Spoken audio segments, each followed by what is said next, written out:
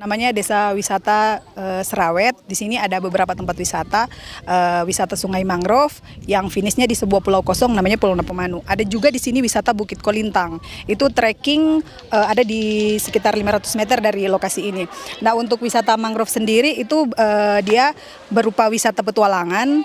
Jadi bisa dinikmati oleh mereka yang suka yang hijau-hijau, yang berbau alam, natur. Jadi panjang sungai itu sekitar 3 km dan bisa dinikmati dengan perahu tradisional ataupun perahu kayak.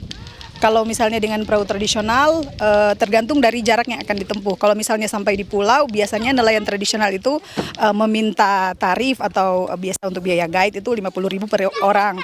Kalau perahu kayak itu sistemnya sewa, bisa pakai bisa 300.000 paketnya. Jadi sudah dengan makan.